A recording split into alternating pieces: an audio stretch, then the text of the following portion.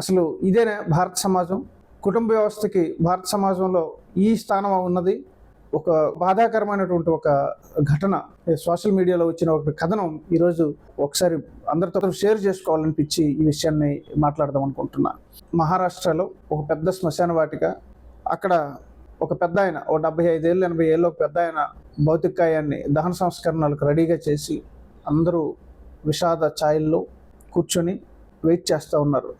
అప్పుడే ఒక పెద్ద కారు వచ్చి శ్మశానం దగ్గర ఆగింది. ఆ కారులో నుంచి పెద్ద ఎంఎన్సి కంపెనీకి వైస్ ప్రెసిడెంట్ హోదాలో ఒక ఆయన దిగాడు.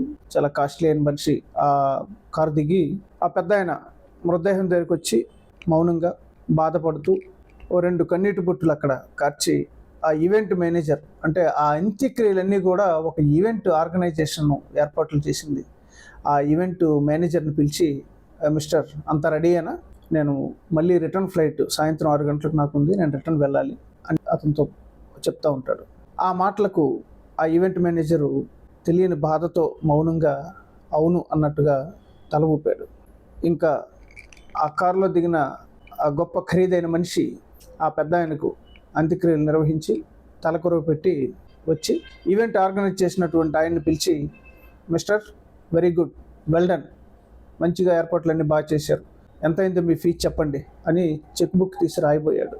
ఆ చెక్ బుక్ రాస్తూ, mister please close it fastly, నాకు మళ్ళీ వెళ్ళాలి, నాకు మళ్ళీ రిటర్న్ ఫ్లైట్ 6 o'clock ఉంది, అలాగే ఆ బూడిద నిమజ్జనం ఏదో కార్యక్రమం ఉంటుంది, అది కూడా మీరే చేసేయండి, ఎందుకంటే మళ్ళీ నాకు రావటం కుదరదు, సో దానికి కూడా ఛార్జెస్ ఎంత అవుతాయో అది కూడా నాకు కలిపి చెప్పేయండి, మొత్తం కలిపి మీకు చెక్ రాసి ఇచ్చేస్తా అని చెప్పాడు. అప్పుడు ఆ ఈవెంట్ మేనేజర్, అవసరం లేదు సార్, ఆల్రెడీ పే చేశారు అని చెప్పాడు. వెంటనే ఈయన షాక్ అయ్యి, అవునా, ఎవరు పే చేశారు? ఓ మా మామయ్య పే చేశారా అని అడిగారు. ఆయన బాధపడుతూ, లేదు సార్, మీ నాన్నగారే పే చేశారన్నారు. వెంటనే ఈ ఖరీదైన మనిషి చాలా ఆశ్చర్యానికి గురై, అదేంటిది, మా నాన్న ఎలా పే చేస్తారు, ఆయన చనిపోయారు కదా.